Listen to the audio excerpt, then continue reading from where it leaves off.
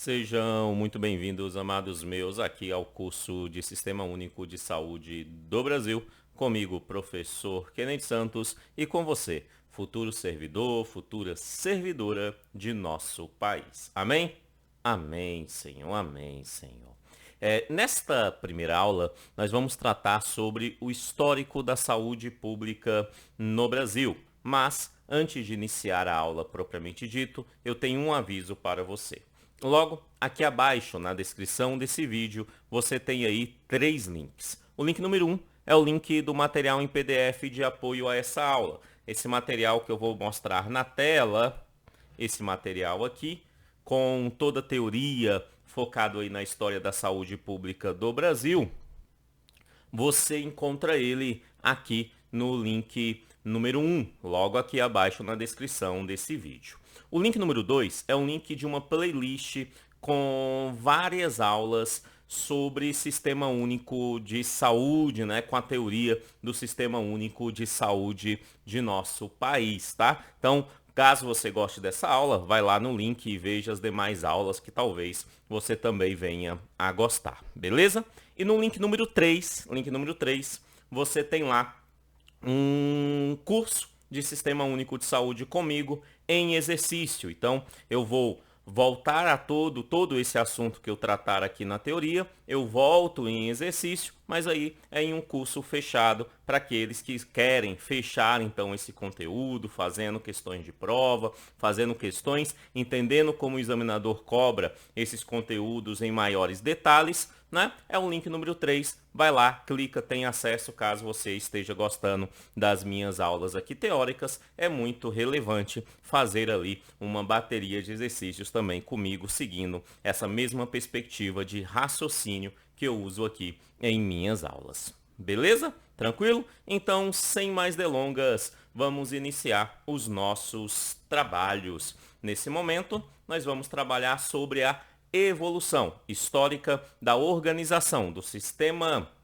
de saúde no Brasil e a construção do Sistema Único de Saúde, o SUS, princípios, diretrizes e arcabouço legal, né? Vamos colocar aqui em tela essa estrutura para a gente entender o que o examinador quer.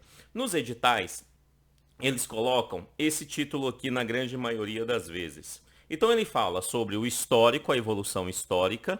Quando ele fala da evolução histórica, ele está falando da história da saúde pública em nosso país, tá? E aí ele vai dizer como que essa evolução chegou no Sistema Único de Saúde. Então, como que essa evolução, da onde que ela parte até chegar no Sistema Único de Saúde, e vai citar princípios, diretrizes e um tal de arcabouço legal. Arcabouço legal.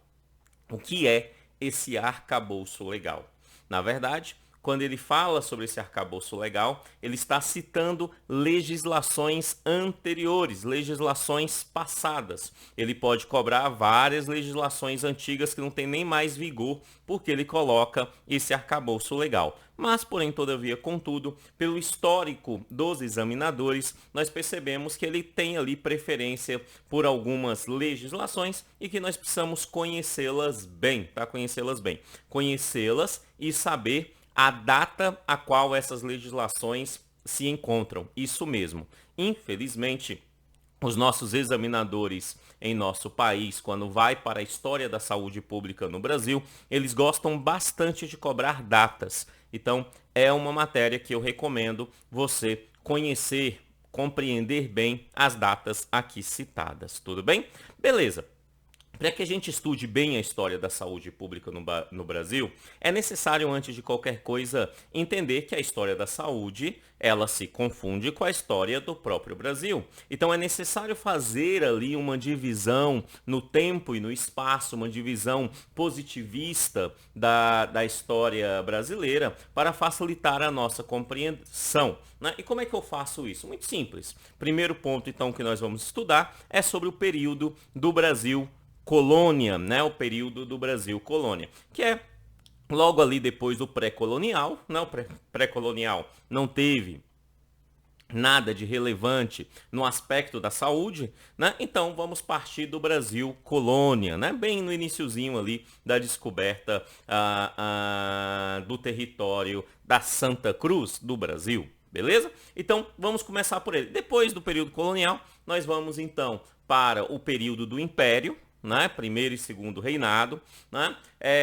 Depois disso nós vamos entrar na República Velha, né? Passa-se então depois pelo período varguista, Getúlio Vargas. Então nós entramos ali em um contexto do período do governo militar e aí nós temos a redemocratização e a criação do Sistema Único de Saúde. É necessário compreender o Sistema Único de Saúde durante todo esse período. Tudo bem? Vamos começar então com o Brasil colônia, né? É o período mais longo da história do Brasil até hoje, né? E é o período sim que menos cai em concurso, mas de vez em quando tá lá, então é necessário a gente prestar atenção em alguns detalhes aqui para não confundir. Eu separei o período colonial em 4 fases, tá? Então a fase 1, fase 2, fase 3 e fase 4. Fase 1. A fase 1 é logo o iniciozinho do período colonial. O que nós temos que destacar nesse período? Óbvio, aqui já se encontrava as comunidades indígenas, chega os portugueses, começam a explorar aqui o Brasil, primordialmente o pau-brasil. Juntamente com os portugueses, chega uma ordem da Igreja Católica, que são os jesuítas, né? Chega aqui os jesuítas. Os jesuítas, entre vários fatores e obviamente como padres católicos, sua principal missão era de evangelizar, né? Evangelizar os índios que aqui estavam, mas obviamente também aqueles portugueses que aqui estavam, né? Essa era a sua primeira função. Mas jesuíta é uma ordem extremamente estudiosa, né? E entre várias áreas de estudo, os jesuítas estudavam muito os aspectos da saúde naquele período. Então os jesuítas são um dos primeiros ao chegar no Brasil a fazer algum tipo de atividade que podemos caracterizar como mecanismo no campo da saúde. Por quê? Porque alguns desses jesuítas eram o que nós podemos chamar de boticários, ou seja, eles tinham boticas, eles faziam manipulação de ervas, de plantas naturais, e essas manipulações eram utilizadas num aspecto como medicamento natural. Então, essa é a primeira ação do que nós podemos compreender como ação de saúde em nosso país. É óbvio que ainda não é uma saúde estatal, não é uma saúde organizada, e vai demorar muito para que isso aconteça, mas o primeiro resquício é exatamente com os jesuítas nas suas boticas, fazendo ali os seus medicamentos, também fazendo ali um trabalho com os alimentos. Com o passar do tempo, esses jesuítas, ao compreenderem bem a língua, né, dos nativos, principalmente o Tupi-Guarani, né, eles começam também a colocar dentro das suas estruturas aqueles conhecimentos trazidos pelos próprios índios, das plantas da América, né? Através ali das suas pagelâncias. Então eles utilizavam esse tipo de aspecto, esse conhecimento indígena também, e fazia ali um trabalhozinho nas suas boticas, dando ali algum atendimento a essas pessoas, beleza? Primeira fase é isso, bem iniciozinho ali do período colonial brasileiro, né? Na segunda fase, acontece um fator relevante. Na segunda fase, quando você tem ali a instalação de um governo geral colonial aqui no território da colônia brasileira, né? Você tem um ato extremamente importante feito ali pelo imperador, pelo rei de Portugal, que é a determinação da expulsão dos jesuítas do Brasil. Então, os jesuítas são expulsos nessa segunda fase, então eles já não têm mais esse patamar de saúde aqui em nosso país, tá? Preste atenção, quem foi expulso foram os jesuítas, não foram os católicos, tá? Não foi a igreja, foi apenas a ordem jesuítica. Aqui você já tinha várias outras ordens, como por exemplo as ordens franciscanas no Nordeste brasileiro primordialmente, né? Você tinha irmãs que também já chegavam aqui, né? Ordens de freiras, né? Ou melhor, ali conventos, freiras também fazendo serviços de ações, inclusive lá na frente isso vai gerar, trazido de Portugal, as Santas Casas de Misericórdia, né? Vem com as irmãs provenientes de Portugal para esse fim. Então, nesse segundo momento, nós não temos mais jesuítas. O que é que nós vamos ter, então? No segundo momento, você tem uma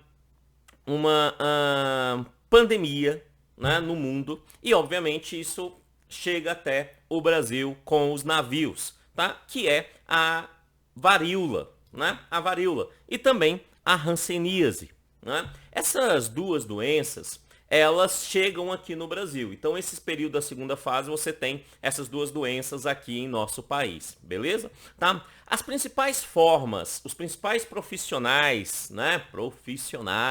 Os principais profissionais que atuavam no combate a essas doenças eram dois. O primeiro eram os práticos, né? Que eram chamados à época de físicos. Eram os físicos, os médicos práticos, né? E ainda ali os cirurgiões barbeiros. Esses são os dois profissionais da época. Como assim?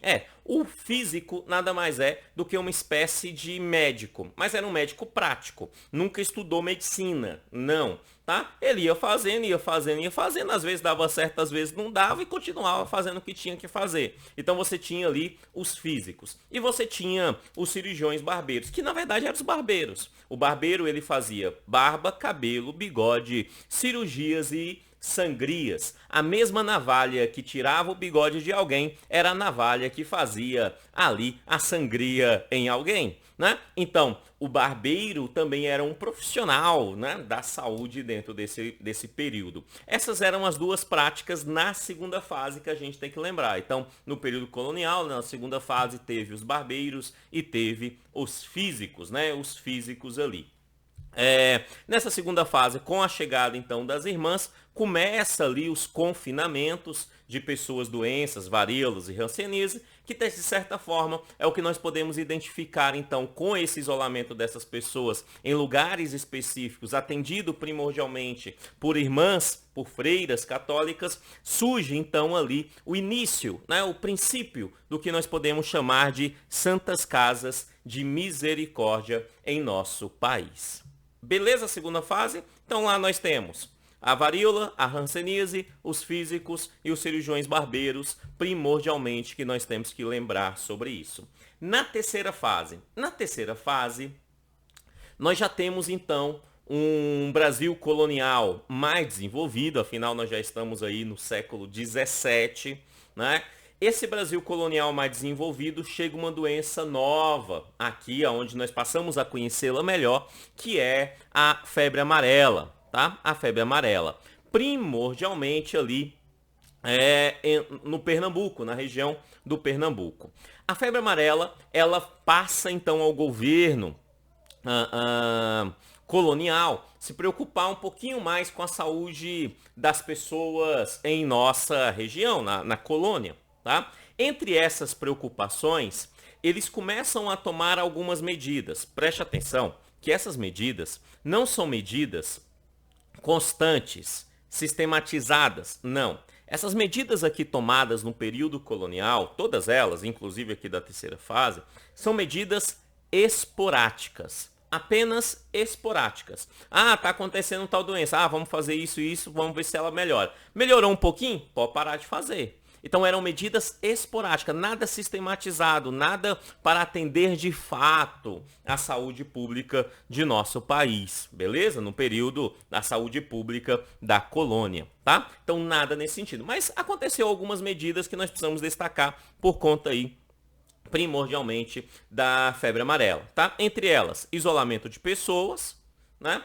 Construção ali de alguns aspectos de saneamento, nada sistematizado, nada, muito pouco saneamento, mas encontra-se nos anais da história elementos que mostra que tiveram ali alguns aspectos de saneamento em nosso país, primordialmente na região do Pernambuco, né? Entre eles, aterro de águas estagnadas, né? Limpeza de ruas, cria cemitérios, até então você não tinha cemitério para atender parte da população, a maior parte da população não. As pessoas que eram ali enterradas, ou eram religiosos, que eram enterrados nas igrejas, nos conventos, né? Ou eram ali não religiosos, mas que faziam parte de confrarias religiosas e que oferecia ali recursos financeiros para a manutenção das atividades religiosas da igreja, e aí tinham direito a ser enterrado na igreja, no convento, num espaço específico, ou eram enterrados nos seus próprios terrenos, aqueles que tinham terrenos, ou eram enterrados em qualquer lugar que desse. Beleza? Então, essa estrutura era muito comum, você não tinha um cemitério específico. É óbvio que esse modelo de saneamento, criação de pequenos cemitérios, foi importante para esse fim, mas não é exatamente algo sistematizado ainda. Beleza? Fechou? Ok. E aí nós encerramos a terceira fase, que é aquela onde que aparece então a febre amarela e alguns aspectos de saneamento. E então nós chegamos na quarta e última fase do período colonial. A quarta e última fase do período colonial, dentro da história da saúde pública no Brasil e no período da colônia, é a fase que o examinador mais gosta de cobrar. Beleza? Então, repito, é essa quarta fase, tá? É a que o examinador mais gosta de cobrar. Você tem os elementos, ele não cobra muito período colonial, mas quando ele cobra período colonial, ele gosta de cobrar essa quarta fase. Beleza? O que que nós temos nessa quarta fase? Nós temos aqui alguns elementos importantes, alguns elementos relevantes, tá? Primeiro elemento relevante, você passa a ter ali o surgimento, antes de qualquer coisa, o surgimento de uma teoria no campo da saúde. Uma teoria que dizia o seguinte: olha, as pessoas estão ficando doentes. Por quê? Porque a doença se encontra no ar. A doença está no ar. Se a doença está no ar, obviamente as pessoas ficam doentes. Porque as pessoas respiram esse ar e vão ficar doentes. Isso é uma teoria. E ainda essa teoria era mais rebuscada. Ela dizia ainda assim, ó, quanto mais fético o ar está, quanto mais fedor a gente encontra no ar, maior é a doença nesse mesmo ar. Beleza? Então, o problema das doenças é o ar, e primordialmente o ar fético. O nome dessa teoria é teoria miasmática. Repito, teoria miasmática. Ó. Miasmática, bonito nome para colocar numa filha, não acha? Ó? Miasmática, minha filha, venha cá. Ó que lindo isso, né? Teoria miasmática, que era aquela teoria onde a doença estava no ar. É óbvio que essa é uma teoria que hoje a gente sabe que não existe, ela cai por terra, mas à época não tínhamos conhecimento científico, a humanidade não tinha conhecimento científico, né? Então essa teoria foi criada e ela foi bastante utilizada nessa quarta fase do período colonial. Se a doença está no ar e o ar fédico é onde que está a doença, o que é que precisamos fazer? Simples. Evitar ter ar fético. Vamos evitar ter lugares aonde que existe doença, tá? Então começaram a tomar algumas ações para criar mecanismos de deixar o ar mais puro. Essas ações fica conhecida e é o início desse modelo de saúde impositiva no mundo, né? Inclusive aqui na colônia, que é o modelo que nós chamamos de polícia médica. Polícia médica é um termo utilizado para toda vez que algo no campo da saúde passa-se a ter de forma obrigatória. Beleza? Então, um primeiro elemento da polícia médica que nós temos aqui em nosso território ainda foi no período colonial, lá na quarta fase, quando surge aí essa teoria miasmática, tá? E o que que essa polícia médica ela determina? O que que é determinado na colônia? Basicamente duas coisas, além daquelas dos saneamentos que nós já vimos desde lá da terceira fase, né? Vamos fazer algumas coisas de saneamento e tal, né? Além delas, outras duas coisas são muito relevantes. A criação de dois elementos. O primeiro elemento é a criação do que chama-se de lazareto. E o segundo elemento é o que é chamado de ancoradouro especial. Lazareto e ancoradouro especial. Para quê? Para evitar que o ar transmita a doença. Tá? E como que isso funcionava? Muito simples. Né? Chegava um navio na colônia, seja ele qual for, seja navio de produtos, seja um navio negreiro, né, navio de tráfico de pessoas, né, para se tornarem escravas na colônia, seja o navio que for, ele chegava num porto da colônia, esse navio passava-se por uma inspeção. Por isso, polícia médica. Passava-se por uma inspeção. Né? Se encontrasse nesse navio qualquer elemento que justificasse que no ar daquele navio tivesse alguma doença, tivesse a febre amarela, né? Primordialmente, era necessário fazer duas coisas. Primeira coisa, aqueles tripulantes iam para um local ficar isolado por vários dias, até demonstrassem que não tinham a doença. Tá? Esse local que esses tripulantes ficavam isolados era o lazareto. O lazareto era o local onde os tripulantes ficavam isolados. Saíam do navio, ficavam lá isolados, esperando passar o tempo para mostrar que eles não estavam doentes. Tá? E o navio ia para um ancoradouro separado, um ancoradouro especial. Abria todas as portas e janelas para o ar lá dentro sair, entrar ar novo e sair aquela doença que lá estavam. Então eles tomavam esses dois elementos. Óbvio que são dois elementos muito para inglês ver. Na prática isso não funcionava muito bem. É óbvio que aquele capitão de um navio negreiro, por exemplo, né, antes de chegar na colônia, ele olhava lá os escravos que lá estavam, verificavam aqueles corpos de escravos mortos, ou né, aqueles escravos que aparentemente estavam doentes, ou até mesmo tripulantes mortos ou aparentemente doentes. O que esse capitão fazia? Ele jogava em alto mar. Isso é óbvio, ele jogava no oceano. Né? Esses corpos. E aí, ao jogar esses corpos, quando chegava então na colônia e subia essa inspeção, nada era encontrado. Se nada era encontrado, tudo passava. Mas a estrutura existia e algumas vezes ela de fato aconteceu, que era a perspectiva do lazareto e a perspectiva do ancoradouro especial. Fechou? Tranquilo? Show? Então entendemos a quarta fase.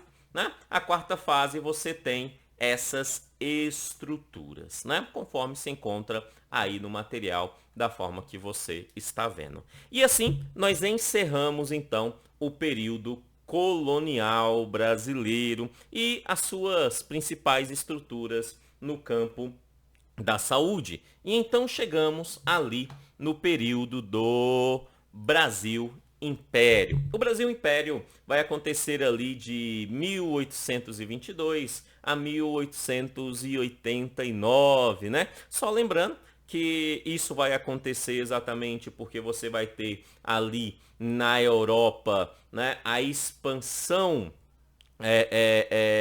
napoleônica, né? Então Napoleão ele começa a expandir os seus territórios e ele vai chegar até a região de Portugal. Então Dom João foge para a colônia, né, com toda a sua corte e vem aqui para o Brasil. Quando isso acontece, você tem uma estrutura onde que o Brasil se torna Reino Unido de Portugal. Reino Unido, Brasil, Altargas e Portugal, tá? Quando isso acontece, o Brasil então se torna Reino Unido. Depois de um determinado tempo, Dom João retorna então para Portugal, quando Napoleão já não é mais ameaça, e aí chega-se no Brasil, então seu filho assume, Dom Pedro I, e aí você tem o período do Império, que é o governo então de Dom Pedro I, o período regencial, que é quando Dom Pedro I vai para Portugal, né? E Dom João ainda, Dom Pedro II era muito pequeno, era o menino Pedrinho, né? Então fica um período de regência aqui no Brasil e depois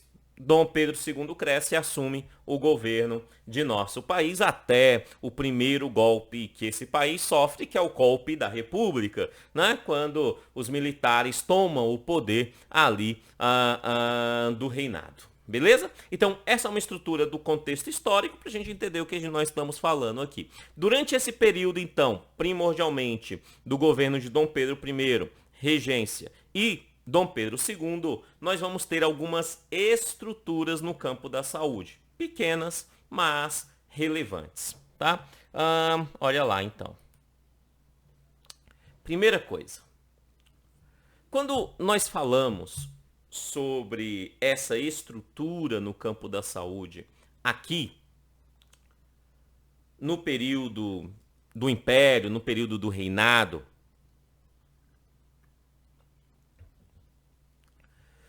nós, apesar de ter 2 grandes governos mais um período regencial, não tivemos grandes ações, grandes mudanças na saúde pública no reinado. Não, tá? Não.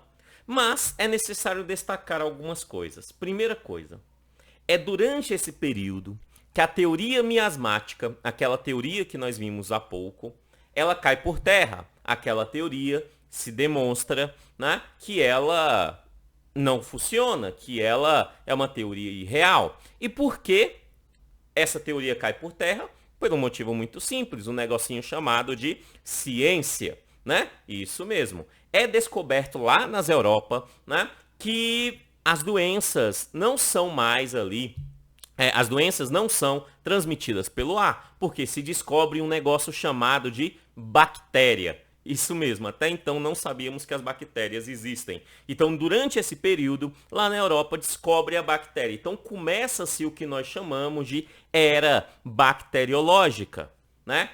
Também chamada de teoria da unicasualidade. Teoria da unicasualidade, certo? Essa teoria da era bacteriológica e da unicasualidade, que então vai influenciar o governo do reinado aqui no Brasil, né? Diz basicamente o seguinte, que a causa da doença é a bactéria. Toda doença tem uma única causa e a causa é a bactéria. É a unicasualidade, a doença através de uma única causa.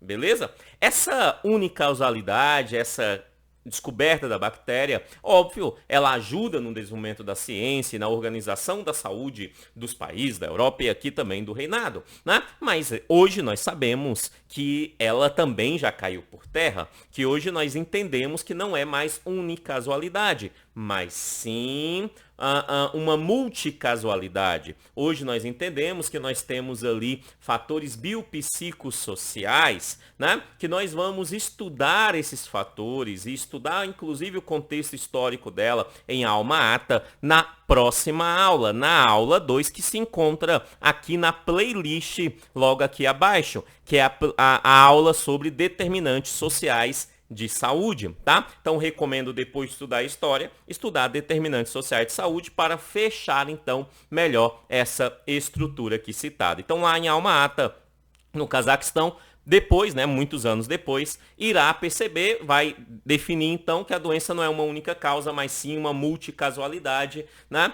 Mas isso é só lá no futuro. Vamos voltar aqui no período imperial. Então, durante esse período do Império, nós entendemos que é unicasual. O problema é as bactérias. É as bactérias, beleza? E se o problema é a bactéria, precisamos combater essa bactéria. Então, durante esse período, também não foi no Brasil, foi lá nas Europa, né? Mas é uma evolução importante no campo da saúde pública mundial, né? Inclusive para nós aqui no Brasil, se descobre a vacina. E, primordialmente, a vacina contra a varíola. A vacina contra a varíola. Beleza? Então você tem a vacina contra a varíola, você agora tem uma nova perspectiva da descoberta da bactéria, o mundo está mais científico, o mundo está fundamentado mais em ciência, agora no campo da saúde. Beleza? Fechou? Show de bola. Então o que é que acontece? Com o passar do tempo, né? Você tem ali o final do governo do Dom Pedro II, né? Ali no seu finalzinho, a princesa Isabel, a princesa regente, a época Dom Pedro estava viajando, então a princesa regente assina ali a Áurea, né? Algo extremamente importante na história de nosso país, é o fim da escravidão oficial em nosso país, tudo bonitinho, né? E por várias medidas, várias ações ali com apoio de vários elementos, forças armadas, sem a proteção da igreja, movimentos ali maçônicos e uma teoria política que está crescendo fortemente na Europa chamada República. Junta-se tudo isso, né? Os militares, mas essa teoria chamada República fortemente ali colocado nas lojas maçônicas e grande influência aqui em nosso país, e o reinado ainda sem o apoio da igreja por alguns motivos que não entrarei aqui, né? O reinado cai. Então você entra no período da República Brasileira. Deixamos de ser reinado e nos tornamos uma república. O que nós chamamos de República Velha, né? República Velha, ou Primeira República, tá? República Velha é um termo até pejorativo, mas às vezes o examinador coloca ela em prova, tá? Primeira República, tá?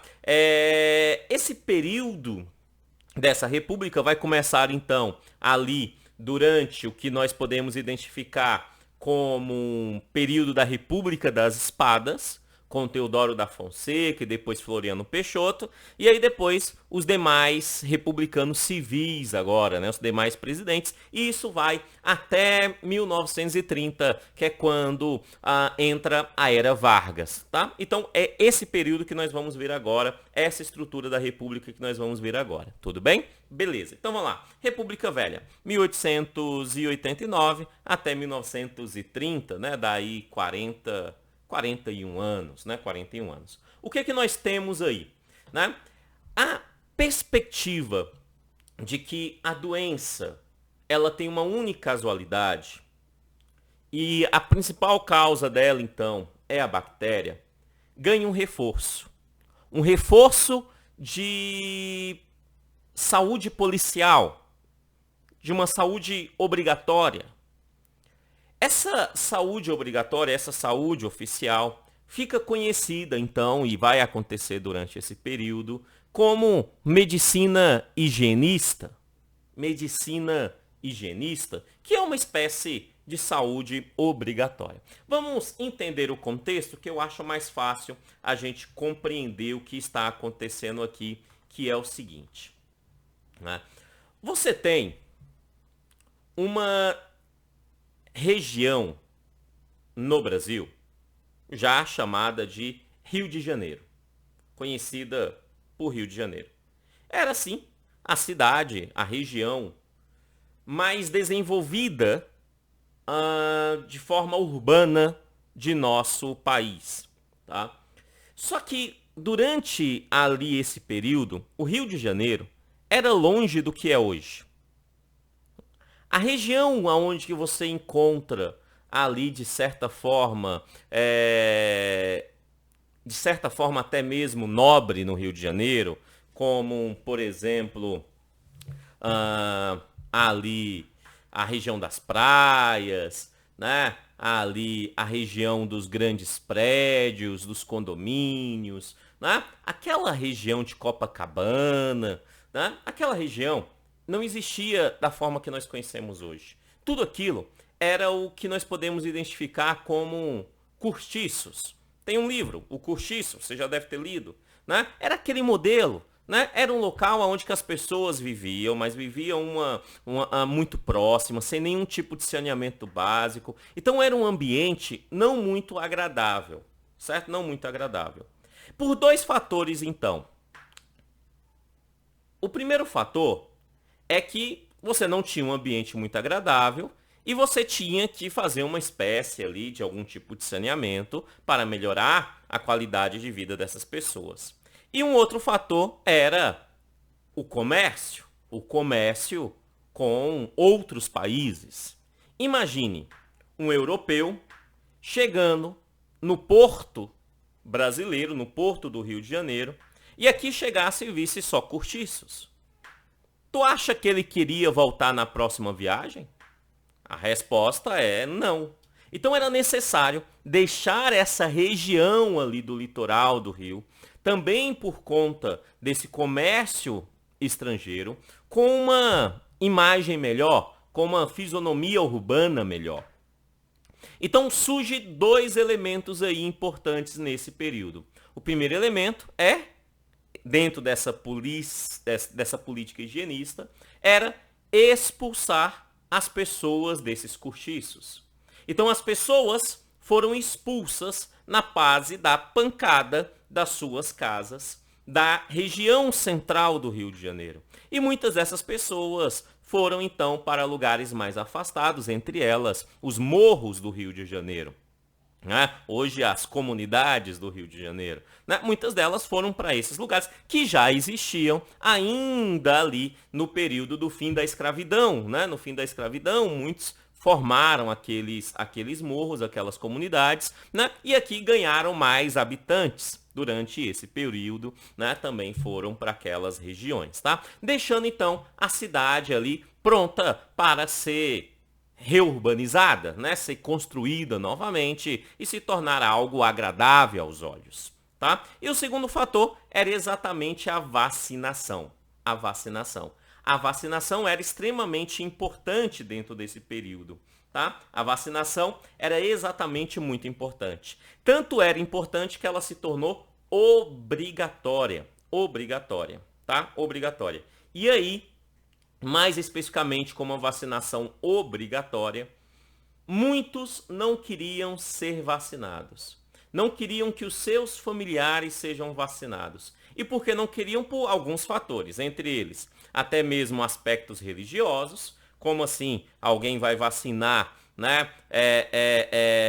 a minha esposa, a minha filha, isso não existe, E outros até mesmo porque compreendiam na vacina uma forma, dentro daquela política higienista, de matar os pobres, Porque tomava vacina, tinha ali reações, e aí passava mal, ficava doente um período, poderia até algumas pessoas morrerem, não necessariamente por conta da vacina, mas por outros fatores, associava a vacina, aí dava aquela confusão toda.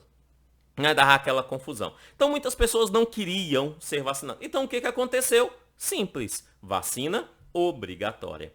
Com essa vacina obrigatória e ainda com a expulsão das pessoas do litoral do Rio de Janeiro, nós temos uma grande revolta. Essa grande revolta cai em prova. E essa grande revolta que acontece no período da República Velha, mais especificamente em 1904, e como eu disse no início da aula, é muito importante você saber as datas, muito importante você compreender as datas, Então, em 1904, nós vamos ter uma vacinação obrigatória, que era uma vacinação contra a varíola, e essa vacinação obrigatória, como muita gente não queria, essas pessoas se revoltaram e caíram na porrada contra o Estado. Quando isso acontece, esse fato tem um nome. E o nome dado a esse fato é a famosíssima Revolta da Vacina. Revolta da Vacina. Então, a revolta da vacina vai acontecer contra a vacina da varíola, contra a varíola, em 1904, no Rio de Janeiro. No Rio de Janeiro. Beleza, entendemos? Então, isso você tem que lembrar. Essa data você tem que lembrar. 1904, revolta da vacina no Rio de Janeiro. Por conta, vários fatores, ela é obrigatória por conta da política higienista, que vai ampliar a ideia da teoria da unicasualidade da era bacteriológica. Beleza? Então esse período é algo relevante. Ok, depois de acontecer essa revolta, porrada pra cá, porrada pra lá, o tempo vai passar mais um pouco e aí nós entramos no ponto que o examinador mais gosta de cobrar da República Velha. Ele gosta de cobrar a revolta da vacina também, Mas o que ele mais gosta de cobrar é o que está aí no tópico 6 do seu material, que é o seguinte,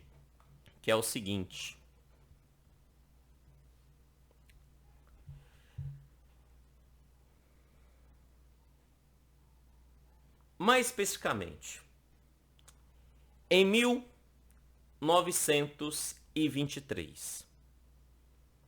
Mais especificamente em 24 de janeiro de 1923. É assinado um decreto legislativo em nosso país, decreto 4.682. Esse decreto legislativo ficou conhecido como Lei Eloy Chaves ou Eloy Chaves. Essa Lei Eloy Chaves, em 1923, é muito relevante. Primeiro, para fins de prova, você tem que saber a data. Quando que surgiu a Lei Eloy Chaves? Isso, 1923. Por que eu tenho que saber essa lei? Porque senão o edital pede. Lembra lá no início quando ele fala assim, o histórico da saúde pública, tal, princípio, diretriz, tal, né? E ele fala assim, e arcabouço legal, que são as legislações do passado. Entre essas legislações, a Lei Eloy Chaves. Beleza? Essa é a lei mais relevante para a saúde pública em nosso país. Essa é a lei mais relevante para a saúde pública em nosso país. Essa lei é o principal marco da organização da saúde pública em nosso país. Óbvio que essa lei ainda não é o Sistema Único de Saúde e está muito longe disso.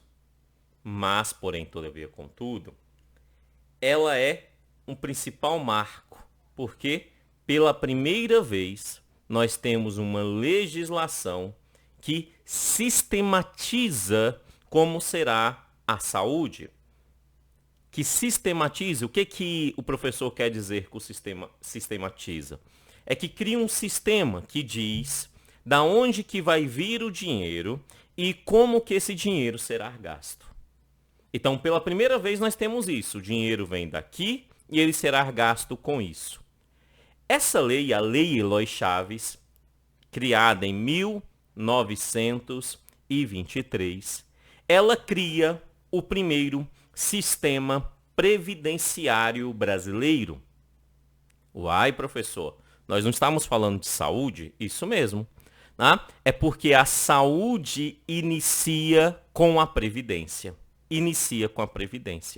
Então, a saúde, ela começa em nosso país com o que nós chamamos de saúde previdenciária. E isso vai por muitos anos. Isso vai até o período militar. Essa ideia de saúde previdenciária. A saúde andando juntamente com a previdência em nosso país. Beleza? Tá? Essa lei é um marco. Ela não é a primeira lei focada em saúde ou em previdência em nosso país. Não é a primeira.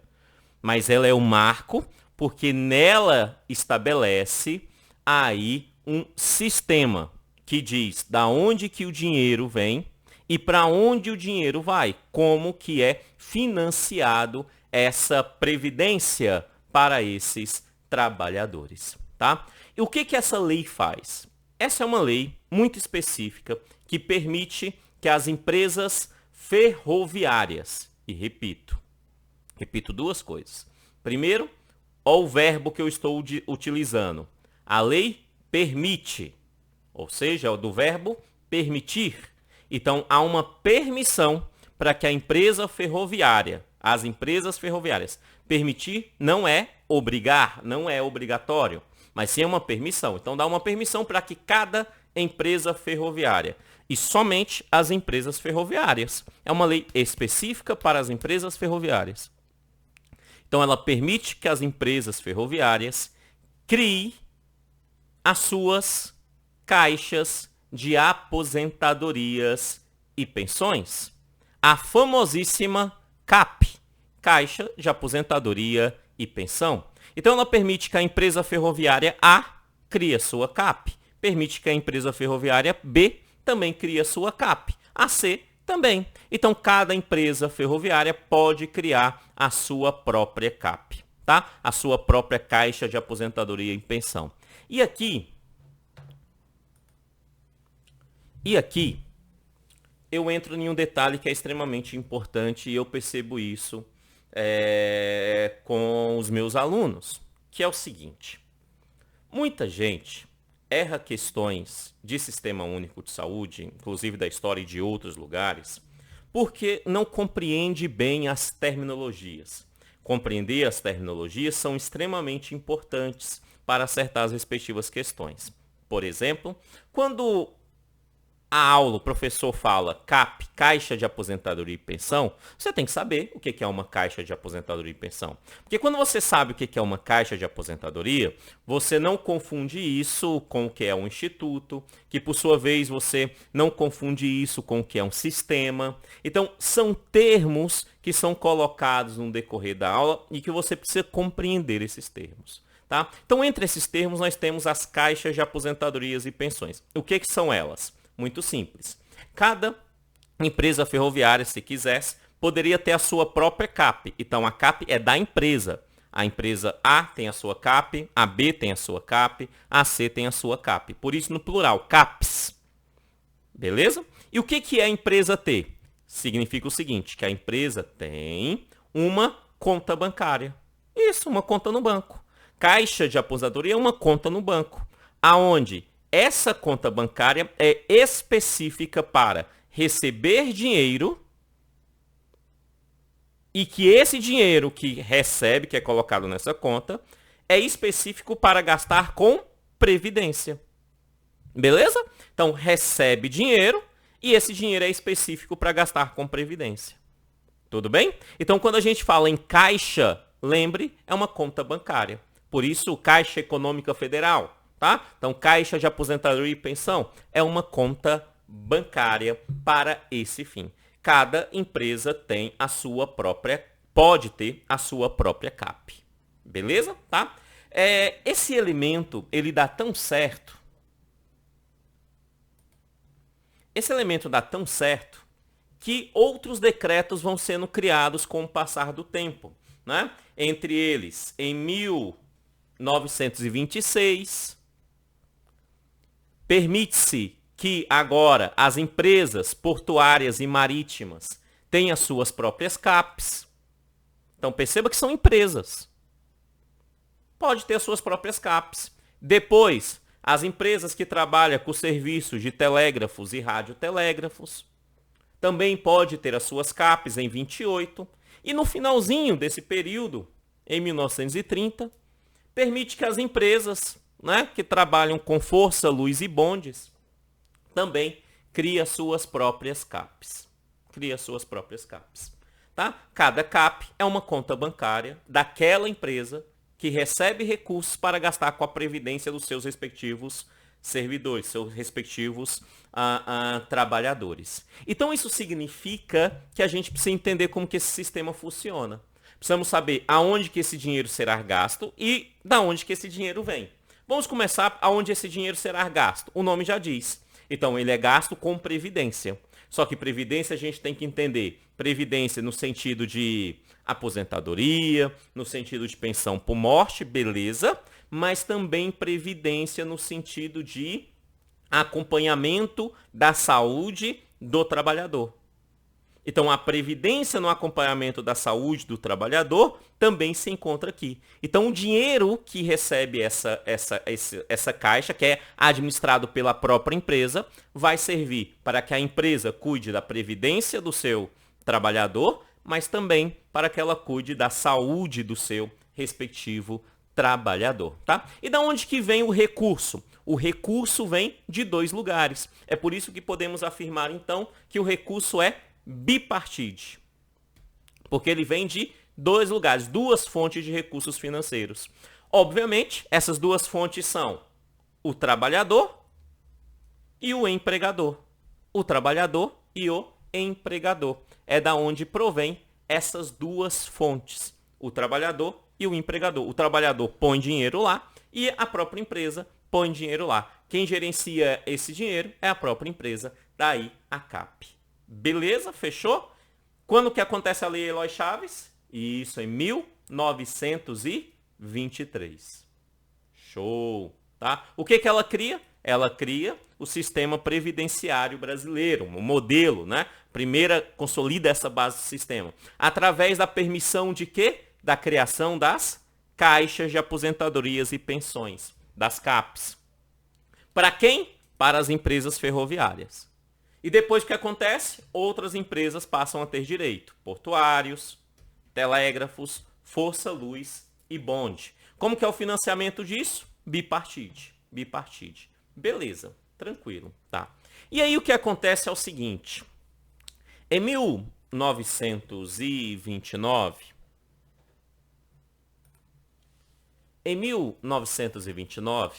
nós temos então uma nova eleição em nosso Brasil. Quem concorre para essa eleição é o famosíssimo Getúlio Vargas. Getúlio Vargas concorre ali pelo Rio Grande do Sul e Minas Gerais essa eleição, né? Essa eleição. E aí a história você já sabe. Getúlio Vargas ganha ou perde a eleição? Isso mesmo, Getúlio Vargas perde a eleição. Eita, povinho que não sabe nada da história do seu país. Em 29, Vargas perde a eleição. É por isso que em 1930, Getúlio Vargas, com apoio de militares, mais especificamente do movimento chamado tenentismo, os tenentes, né? Entre vários outros fatores que não me interessa aqui, Vargas dá o que é chamado de golpe de 30 ou revolução de 30, dependendo de quem escreve, mas eu entendo como um golpe. Tá? Então ele coloca ali uma perspectiva de um novo governo, do governo varguista, que é tomado e não eleito. No primeiro momento ele toma o poder, ele não é eleito pelo povo no primeiro momento, beleza? Vargas, assim que ele assume o poder, ele passa a ter algumas características. Entre essas características, sim, podemos colocar em Vargas algumas características ditatoriais, né? Sim, encontramos elementos ditatoriais em Vargas, né? Mas Vargas também ele inicia no Brasil uma forma política, né? Bastante comum para nós hoje. Vargas inicia o que nós chamamos de populismo. Vargas era um presidente extremamente populista, aonde ele fazia as suas ações, sejam elas boas ou ruins, eram sempre vendidas como ações boas, né? E eram vendidas para que ele se tornasse o principal responsável por elas. Ele toma várias ações para ser conhecido como pai dos pobres, um excelente presidente da República, né? Ações na área trabalhista, como a criação da CLT, ou a ideia da carteira de trabalho, né? Ele também toma ações na área de educação, como ali o movimento Escola Novista, né? Que termina tendo uma maior ação, maior mecanismo de escolas para o maior número de crianças em nosso país, né? Ações também, e é aqui o que me interessa, na previdência e na saúde dos trabalhadores de nosso país. Vargas, assim que ele assume o poder, ele faz o seguinte, ele acaba com as CAPs. Então ele extingue a possibilidade de CAP. Ele extingue as CAPs. As CAPs já não irão mais existir no governo Vargas. As caixas de aposentadorias e pensões já não existem mais. E por que ele faz isso? Simples. Porque Vargas, para tomar os louros para si, ele termina instituindo os institutos de aposentadorias e pensões, também no plural, que se tornam vários institutos. Cada instituto ganha o status de autarquia federal. Então Vargas termina estabelecendo uma autarquia federal, ou melhor, várias autarquias federais na área de previdência, que são os institutos de aposentadorias e pensões. Não confunda os institutos com as caixas. Caixas é uma coisa, institutos é outra coisa. Olha lá então para a gente entender isso, né? Em 1933, exatamente 10 anos depois da criação da Lei Eloy Chaves, que foi em 1923. Em 1933, governo Vargas, Vargas termina, coloca aqui na tela, Vargas termina em 1933 instituindo os institutos de aposentadoria e pensão. Ele institui vários institutos possíveis. O primeiro que ele vai instituir, né, em 33, por isso esse é o marco mais importante, o primeiro que ele vai instituir é para a categoria dos marítimos. Aposentadorias e pensões dos marítimos, ou IAPM, Instituto de Aposentadoria e Pensão dos Marítimos. Preste atenção que aqui mudou algumas coisas. Primeira coisa, na CAP era uma caixa, em Vargas é um instituto, então já mudou aí. Caixa é uma conta bancária, instituto é uma instituição pública do Estado brasileiro, uma autarquia federal. Beleza? Então já mudou aí. Segunda mudança. A CAP era da empresa. Então a empresa que fazia, as empresas ferroviárias, a empresa A, a empresa B, a empresa C.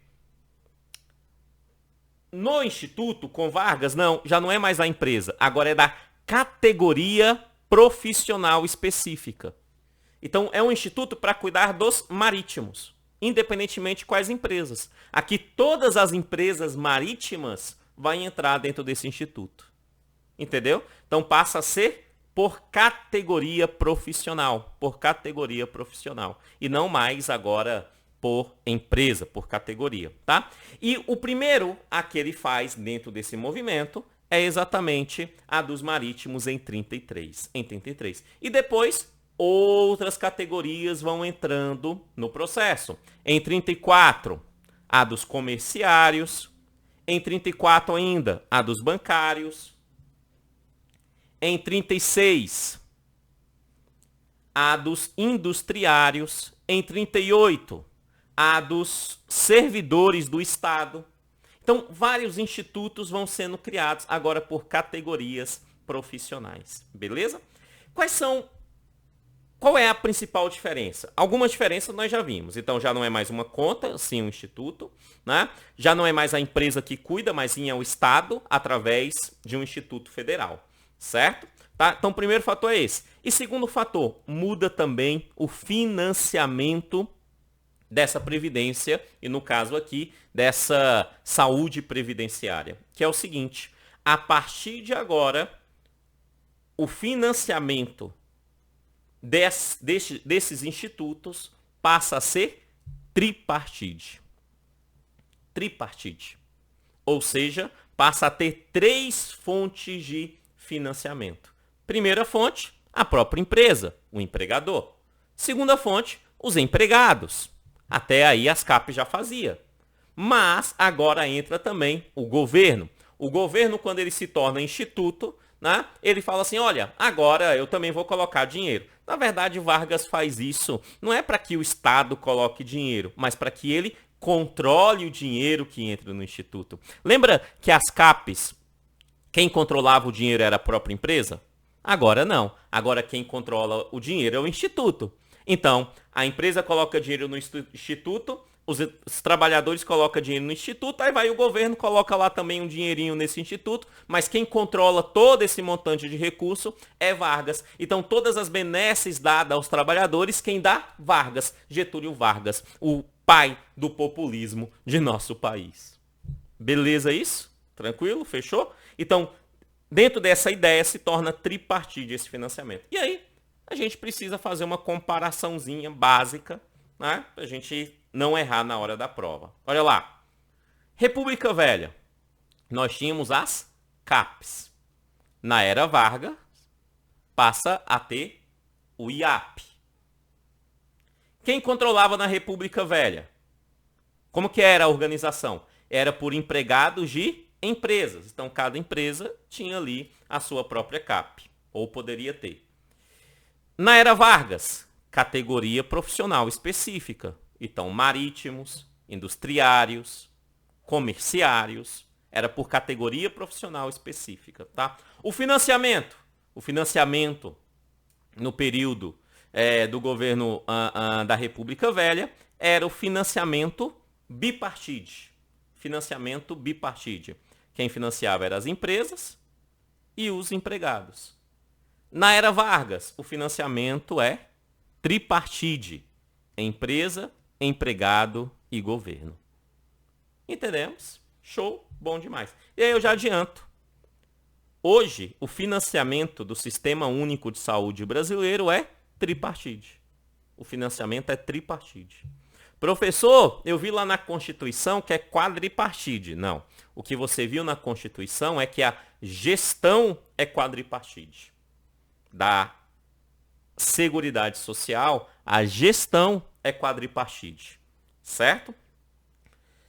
O financiamento, que é coisa diferente, é tripartite ainda hoje. Certinho? Quando nós vamos conhecer melhor isso? Nós vamos conhecer melhor isso quando a gente estudar direito constitucional aplicado ao Sistema Único de Saúde, que é a aula 3 deste curso aqui do YouTube, que se encontra na playlist logo aqui abaixo, beleza? Então lá você tem o direito constitucional, onde nós vamos entrar em toda a Seguridade Social e na parte da saúde pública em nosso país, aqui no link 2 aqui abaixo. Só lembrando então, aqui abaixo você tem 3 links. Link 1 é esse material em PDF aqui, né, de apoio para você. Você consegue baixar ele para você. No link 2 é a playlist do curso, né, aí completo do Sistema Único de Saúde em teoria. E no link 3 é o curso em exercício, né? É um curso em exercício que você consegue adquirir, aonde que eu irei rever todo esse conteúdo que eu estou vendo agora em teoria com vocês, da forma que o examinador cobra em questões anteriores, em outras questões mais genéricas. A gente consegue ver tudo aquilo, a forma que o examinador cobra para aumentar em muito a sua chance de acertar as questões de Sistema Único de Saúde na sua prova. Amém? Beleza, então. Então lembre-se, tem os 3 links aí embaixo. Show, show, show. Então nós vimos que no governo da República Velha tinha as CAPs e no governo de Getúlio Vargas tinha as IAPs. Mas Vargas ainda fez mais uma coisa pela saúde que é relevante quando a gente fala no campo da história. Vargas, ele, pela primeira vez, ele institui em nosso país um Ministério da Saúde. Então ele dá para a saúde um status de ministério, certo? Na verdade, era o MESP, era o Ministério da Educação e Saúde, né? A saúde, nesse sentido, é mais uma ideia de saúde sanitária, né, de saneamento básico, voltado para questões sanitárias em si, focados no ministério. Mas já passamos a ter um status de ministério, tá? Vou colocar aqui um status de ministério, tá lá no início aqui, ó. Ministério da Educação e Saúde, né? Então, primeira vez ele faz isso, dá a esse ministério ali ações de educação, né, com a criação dos movimentos escola novistas em nosso país, né, Anísio Teixeira, entre outros aí no campo da educação, né, e no campo da saúde é um ministério mais focado aí no aspecto focado para uma saúde mais sanitária, né, das áreas urbanas de nosso país, beleza? Então, pela primeira vez. E depois, óbvio, né, esses ministérios vão ser separados, vai ter o Ministério da Educação que vai tomar as suas ações próprias e depois, futuramente, né, o Ministério da Saúde, como é hoje em nosso país. Então, Vargas também institui pela primeira vez, dá à saúde pela primeira vez, um status de ministério. O status de ministério. Beleza, beleza, beleza. E aí, o tempo passa, o tempo voa.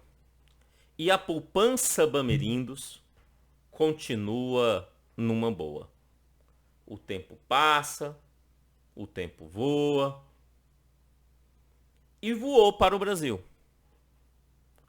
Você tem o governo Vargas, depois governo Vargas permanece, depois sai, depois volta, depois morre, depois entra vários presidentes, né, com a mesma categoria do Vargas, populistas, né, entre eles podemos destacar aqui Juscelino Kubitschek, né, entra vários presidentes, até que em 1964 dá início em nosso país ao governo militar. Em 64, os militares tomam o poder. Certo?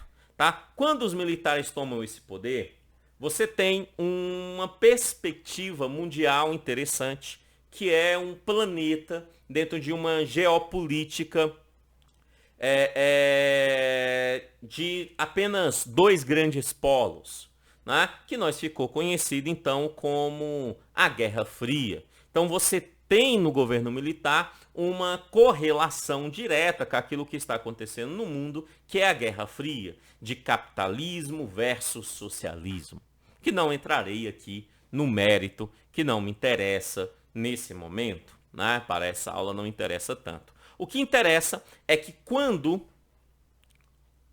os militares entram no poder em 64 e vão até 85, você passa a ter uma ação do governo militar de sua característica extremamente importante, que é o nacionalismo. O nacionalismo se torna uma bandeira do governo militar. Então, se esse nacionalismo se torna uma bandeira do governo militar, isso significa que todo o poder de governo é centralizado a esse governo. E dentro dessa centralização, o governo militar também vai centralizar a previdência no governo federal. Centralizar essa previdência significa o seguinte: sabe todos aqueles institutos, IAPM, IAPC, né? Todos aqueles institutos que o Vargas criou, sabe? Beleza.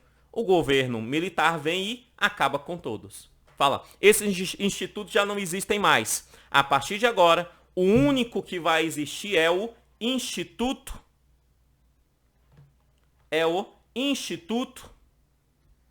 Nacional de Previdência Social, o INPS. E ele faz isso 2 anos depois que ele entra no poder. Ele cria esse Instituto Nacional de Previdência Social em 1966. 1966. O que esse Instituto Nacional de Previdência Social tem de relevante? Vamos lá. Primeiro aspecto. Já não tem mais vários institutos, agora é um único instituto. Quem está nesse instituto? Primeiro, o que é esse instituto? Também é uma autarquia federal. Então existe uma única autarquia federal. Tá? Quem está nesse instituto? Muito simples. Esse instituto agora vai cuidar da previdência e da saúde previdenciária de todos os trabalhadores formais brasileiros. Então esse instituto passa agora a atender todos os trabalhadores formais. Não cuida agora só das categorias, mas agora todos os trabalhadores formais. Perceba que eu estou dizendo todos os trabalhadores formais. Eu não estou dizendo todos os brasileiros. Eu estou dizendo todos os trabalhadores formais. Eu não estou dizendo todos os trabalhadores. Não, eu estou dizendo todos os trabalhadores formais. E o que é trabalhador formal? De uma forma muito simples para a gente entender, é aquele trabalhador que tem um registro público de trabalhador, né? Através primordialmente da CLT, da Consolidação das Leis Trabalhistas, tem uma carteira de trabalho assinada. Todo aquele trabalhador que tem uma carteira de trabalho assinada, ele é caracterizado então como um trabalhador formal. Tá? Carteira de trabalho assinada, trabalha para o próprio governo, trabalha para empresas, seja uma pequena empresa, seja uma grande empresa, ele é um trabalhador formal. Então, se ele é um trabalhador formal, a partir de 66, ele passa a ter direito a uma previdência em nosso país. E juntamente com essa previdência, ele passa a ter uma saúde previdenciária. Isso em 66. Fechou? Tranquilo? Show, né? Então ele faz tudo isso, ele termina criando ali, né, o INPS, dá a todos os trabalhadores formais, passa a centralizar isso em âmbito nacional, tá? Beleza. Só que esses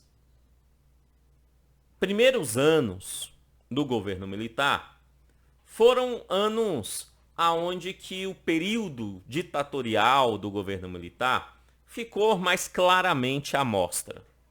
Não é? E dentro desse período, ele então centralizou muito as suas ações. Depois disso, com o passar do tempo, algumas ações terminaram sendo reorganizadas. Dentro desse modelo de reorganização, vai acontecer em 1977 a criação de um sistema, mais especificamente do Sistema Nacional de Previdência e Assistência Social. Perceba. Você viu que caixa era uma conta bancária. Instituto é uma instituição de governo, uma autarquia federal, né? Só que aqui o que ele cria é um sistema. E o que é um sistema? É o que o SUS é. O SUS é um sistema. O que o SUAS é um sistema. SUAS, professor, é Sistema Único de Assistência Social, é um sistema. Né? Então, o SUS é um Sistema Único de Saúde. O que é um sistema? Um sistema nada mais é do que um conjunto de ações, de regras e de órgãos que exercem uma determinada atividade, uma determinada atuação. Então, quando nós falamos de Sistema Único de Saúde, eu estou falando de toda Sistema Único de Saúde. Eu estou falando dos órgãos que atuam dentro desse sistema hoje. Eu estou falando daqueles que atuam em atenção básica, em média complexidade, em alta complexidade. Eu estou falando das secretarias de saúde. Eu estou falando dos hospitais. Eu estou falando de muitos órgãos dentro de um mesmo sistema. Em 77, o que é feito durante esse governo militar é a criação de sistema. Perceba que ele junta duas coisas. Ele cria o Sistema Nacional de Previdência e Assistência Social. Lembrando que Previdência já se encontra saúde dentro dela. Beleza? Basicamente, então, aqui é o início daquilo que nós vamos ter hoje na Constituição Federal, chamado de Seguridade Social. Porque Seguridade Social nada mais é do que o conjunto de ações entre saúde, previdência e assistência social, que nós vamos ver na aula 3, também aqui na playlist, no link 2 aqui abaixo. Beleza? Tá? Então, dentro dessa estrutura, nós vamos entender que um sistema é um conjunto de órgãos. Quando que o governo militar faz isso? Em 77. Em 77. Antes de continuar, só te dar uma dica que é muito importante.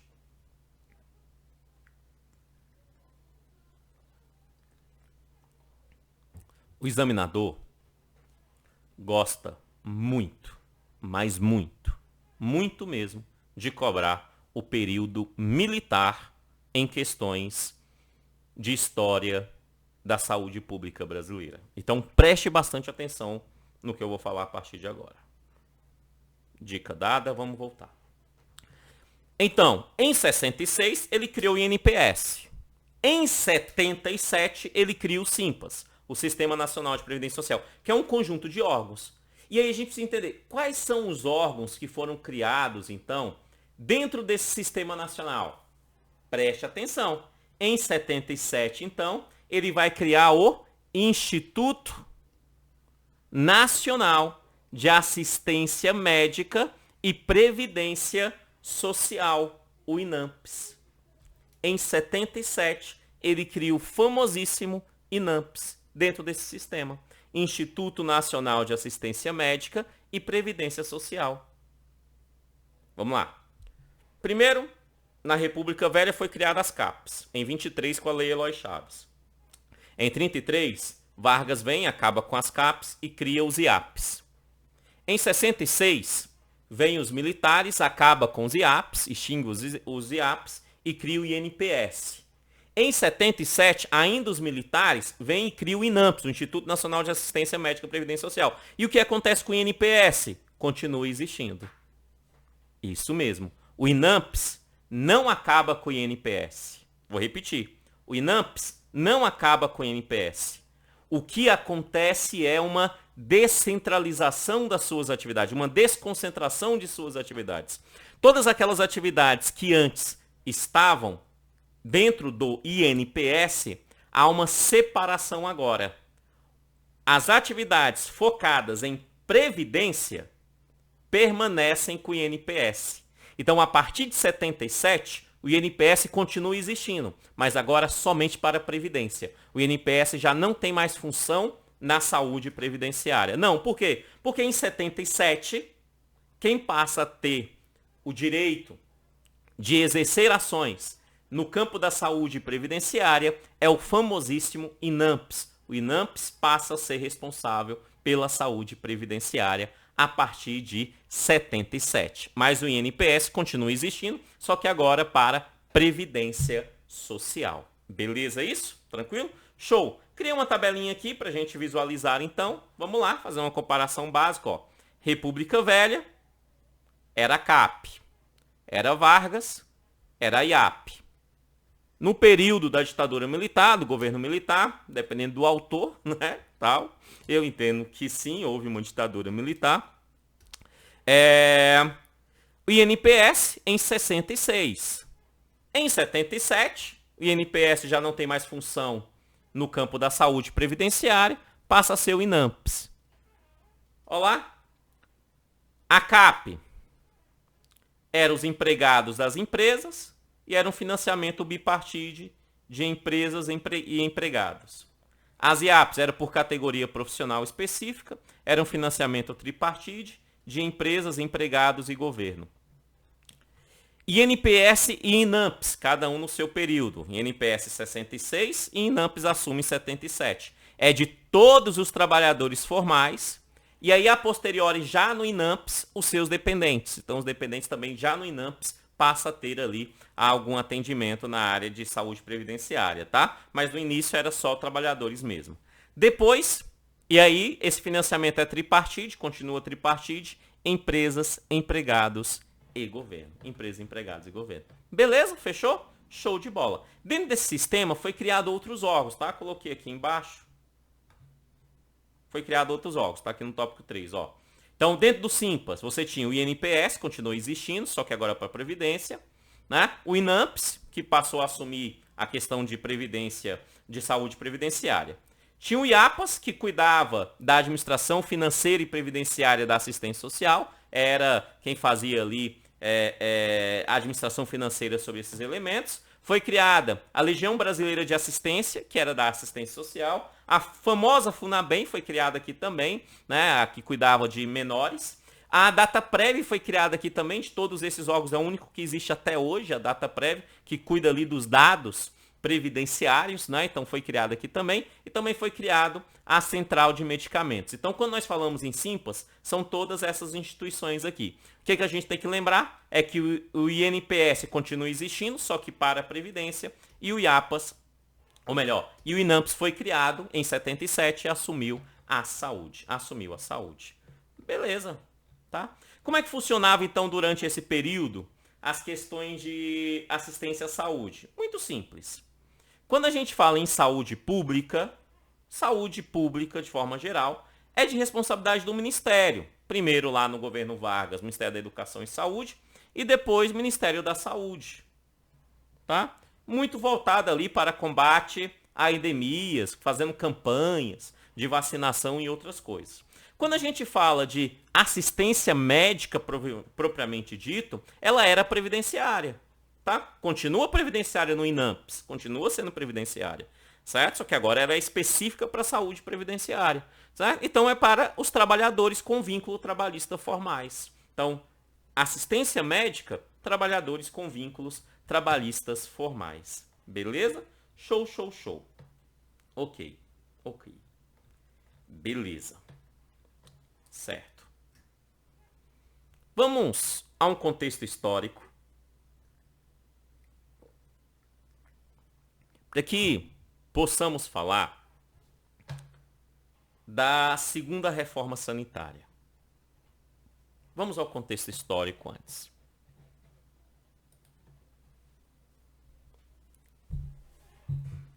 O governo militar assume em 64, beleza. E aí ele tem várias medidas. Entre essas medidas, você tem ali, né, medidas que podemos entender, sim, como medidas ditatoriais. Entre elas, o governo, ele perseguia pessoas que pudessem criar ações políticas que pudessem ferir a imagem do governo.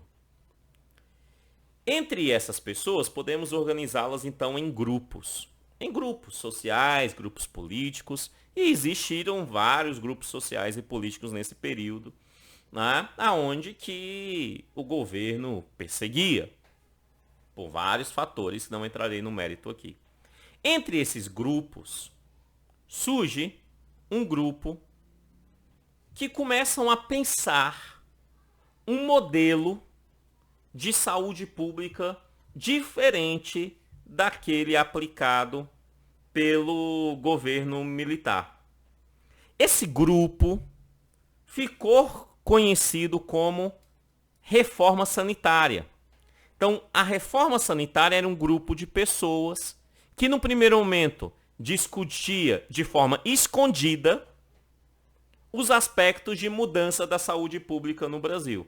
E, no segundo momento, com o passar do tempo do governo militar, com a abertura para esses grupos no final do governo militar, esse grupo se apresenta de forma já organizada, de forma mais ampla, e apresenta todas as suas ideias ao governo militar. Esse grupo é chamado de Segunda Reforma Sanitária. O examinador, porque o examinador, ele quando fala desse grupo, na maioria das vezes ele fala de reforma sanitária. Quando o examinador usa reforma sanitária, ele está falando da segunda reforma sanitária. Beleza? Ele falou assim, ó, a reforma sanitária ele está falando da segunda reforma sanitária, que é essa aqui que nós estamos estudando. Porque a primeira reforma sanitária, de certa forma, ela já aconteceu. Ela já aconteceu. Ela vai acontecer lá na República Velha. A primeira reforma sanitária, que não teve grandes fatores, que era uma ideia também de um grupo que queria uma concentração da saúde pública e uma verticalização da saúde pública na mão do governo, né? Ela existiu, mas não é de grande destaque. Então o examinador sabe que existiu as duas, pelo menos ele deveria, né? Mas ele só cita a reforma sanitária. E quando ele cita a reforma sanitária, ele fala da segunda reforma sanitária, que é o período militar. Beleza? Tá? O que vai acontecer nessa reforma? Então, a reforma é um movimento, são pessoas. É um movimento social. Certo? Então, não é um instituto, não é uma caixa. Beleza? Né? É um movimento. É um movimento. São pessoas, um movimento. Tá? Se é um movimento, não existe uma data, esse movimento surgiu tão. Não. O que existe é um conjunto de datas. É por isso que afirmamos que esse movimento ele vai iniciar na década de 70. E ele existe até hoje. Beleza? A reforma sanitária, a ideia do movimento, existe até hoje. Tá? O que esse movimento queria?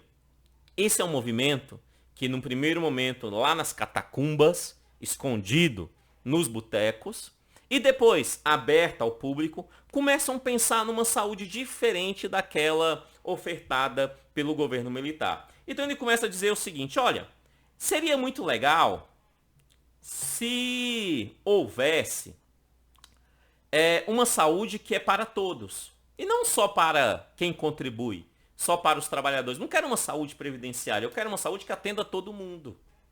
Eu quero uma saúde que seja descentralizada, que não esteja só na mão do governo federal, mas que os estados tenham competência de saúde, que os municípios tenham competência de saúde.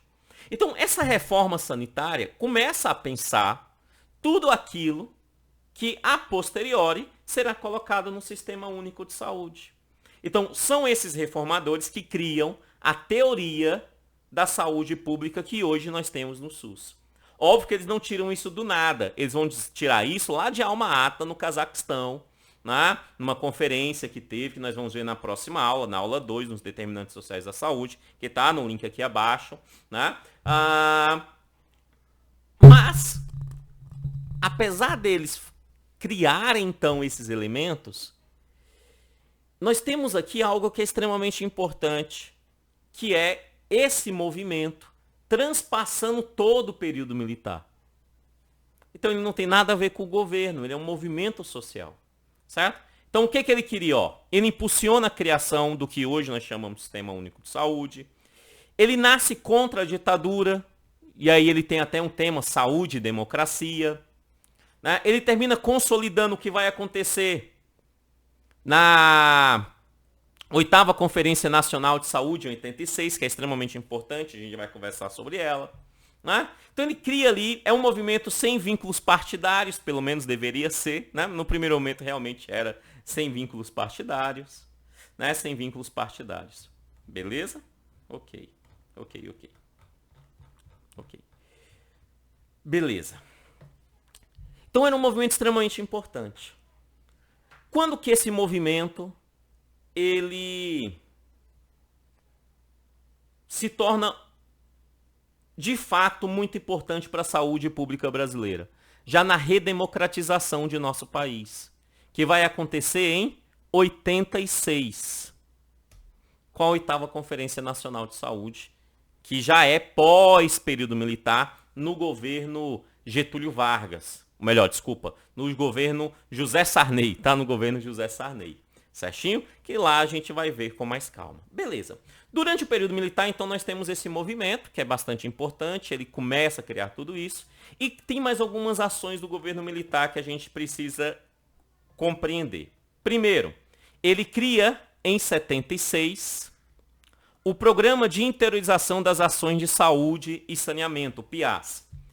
Era um programa que, de fato, não aconteceu em grande escala, né? Mas era ali um programa onde que o governo compreendia que a população já não estava mais satisfeita com as práticas do INAMPS, a população queria mais.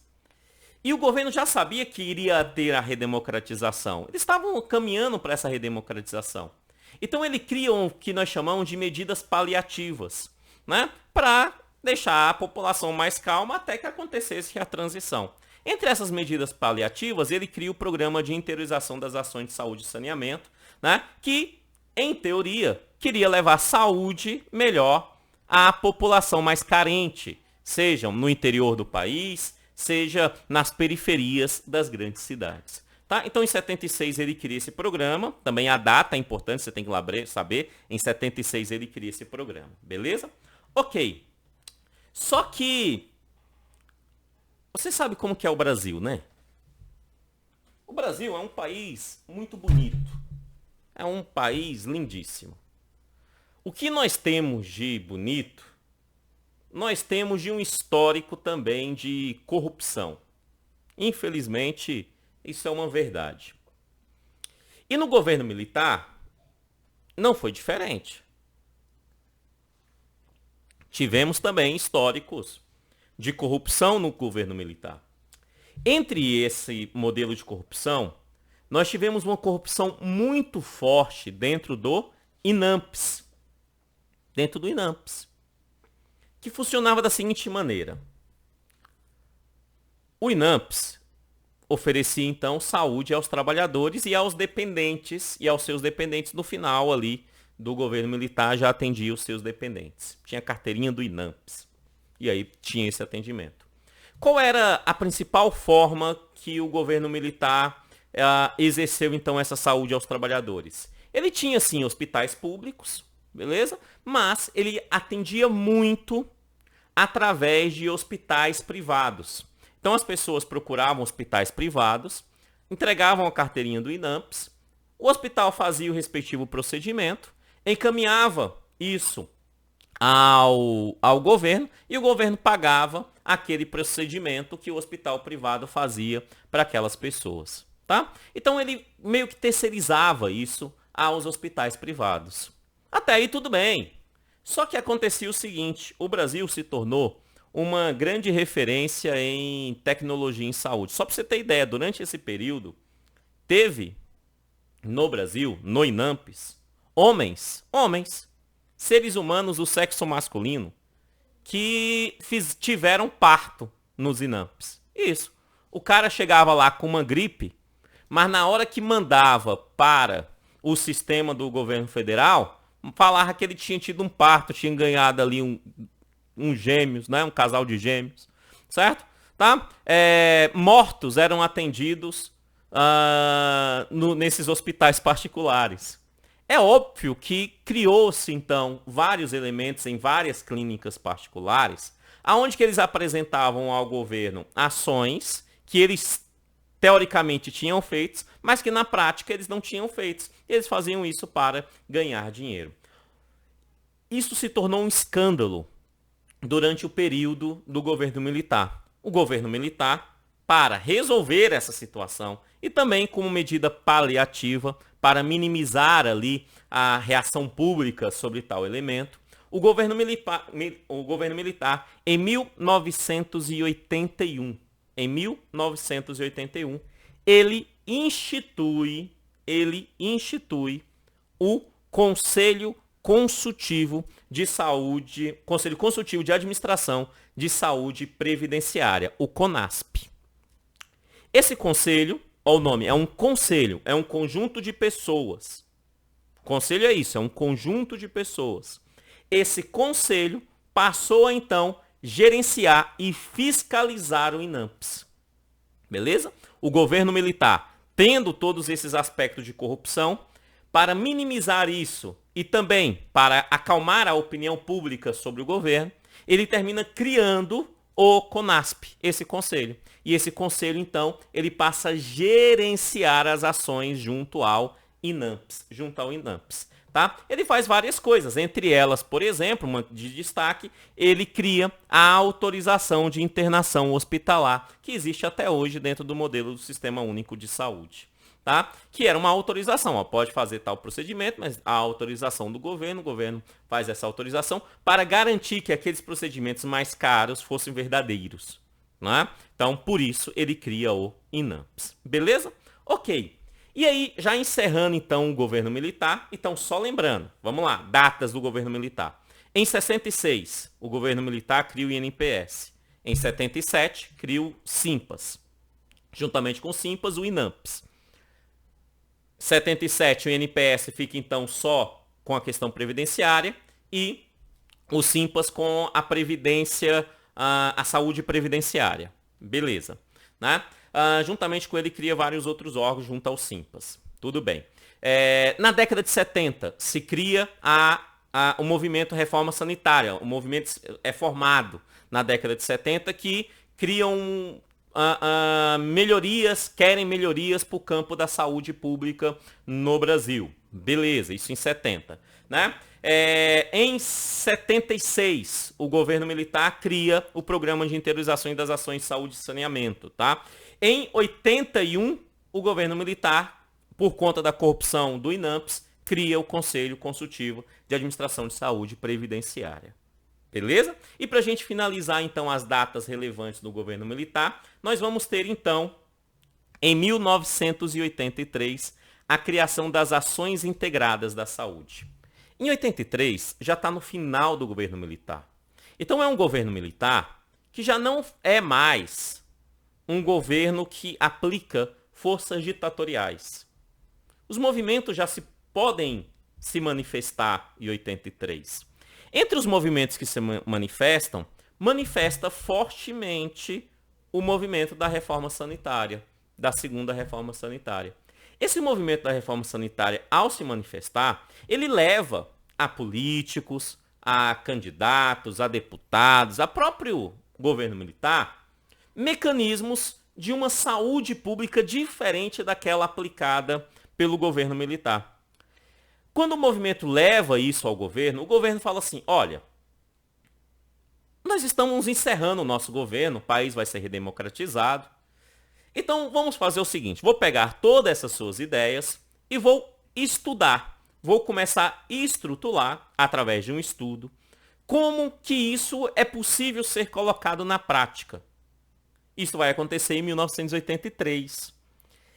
Então ele pega aquela influência do movimento, da reforma sanitária, e traz para a prática. Quando ele faz isso, ele exerce uma ação extremamente importante, que é a criação das ações integradas da saúde, que é um mecanismo de estudo e, de certa forma, até pequenas práticas que colocam em prática aquilo que o movimento queria. Então, a AIS, em 83, termina criando ali possibilidade de participação dos estados na saúde, então acaba com a centralização junto ao INAMPS, né? Dando mais ações aos estados, não é perfeito, mas já começa o processo de descentralização, né? Também já começa a atender toda a população, né? Através do próprio INAMPS, mas atende toda a população, então já não precisava mais da carteirinha do INAMPS, então passa a dar ali, oferecer saúde a toda a população, né? A toda a população brasileira, independentemente se contribui ou não. Então, a AIS é a primeira ação do governo, ainda no governo militar, para iniciar aquilo que hoje nós temos como um sistema único de saúde. Beleza? Show. E aí encerra então o governo militar, que encerra então com uma eleição indireta. O Congresso Nacional vai lá e elege o melhor presidente que esse país já teve. Elege Tancredo Neves para presidente da República, o melhor presidente que esse país já teve. Morreu antes de assumir. Nunca vi ninguém falar mal do governo Tancredo Neves. Nunca vi, nunca vi. Então significa que ele foi o melhor governo. Mas como ele morre, assume o seu vice, que era José Sarney, né, o Monrad da política brasileira, né? José Sarney. José Sarney assume o governo.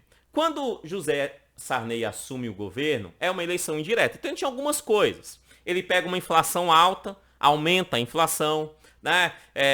José Sarney passa a ter vários problemas no campo econômico, no campo social. É um governo de transição, porque é necessário redemocratizar, é necessário ter uma eleição direta depois. Está acontecendo no Congresso a coisa mais importante da política brasileira durante esse período, que é a Constituinte, que vai elaborar então a Constituição, que vai ser promulgada em 88. Né? Então o governo Sarney passa por vários elementos nesse sentido.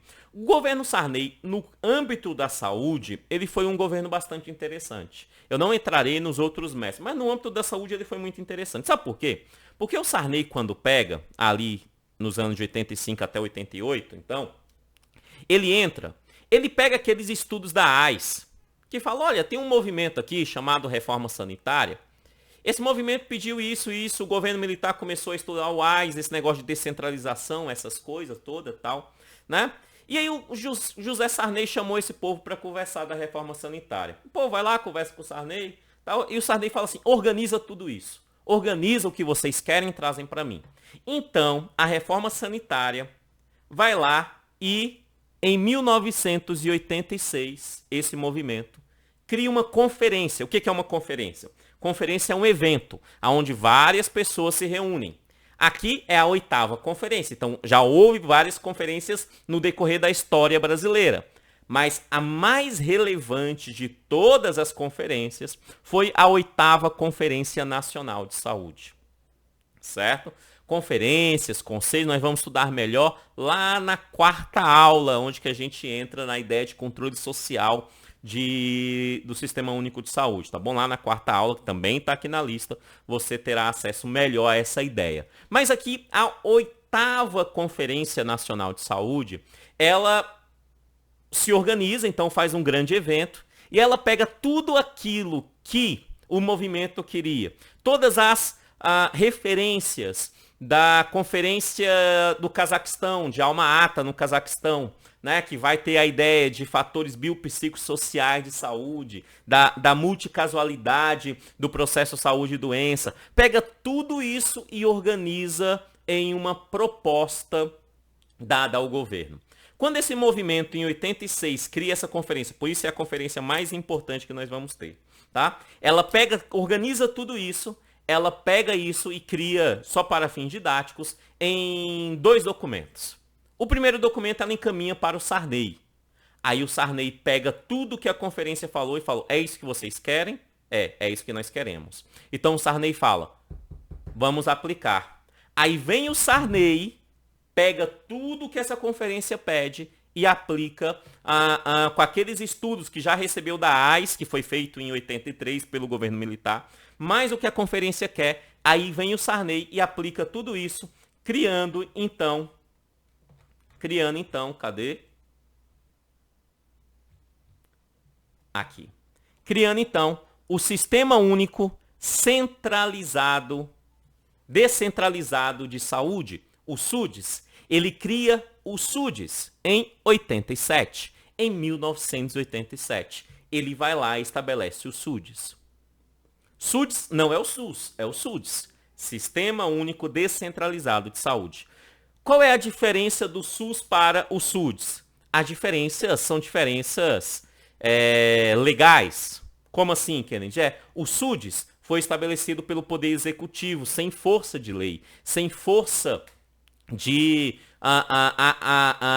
força constitucional, mas já começou a executar aquilo que a 8ª Conferência pediu, que é uma referência da reforma sanitária, do movimento da reforma sanitária de nosso país. Então, ele vai lá e estabelece o SUDES. O que o SUDES tem? Tudo aquilo que o SUS tem hoje. Então, no SUDES já tinha universalização, descentralização, equidade, integralidade dos cuidados, regionalização dos serviços. Ele fez tudo isso no SUDES ainda através do INAMPS.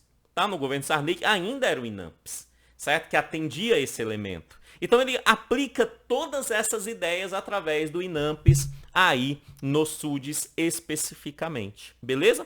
Então, primeira coisa, a reforma sanitária faz a 8ª Conferência em 86.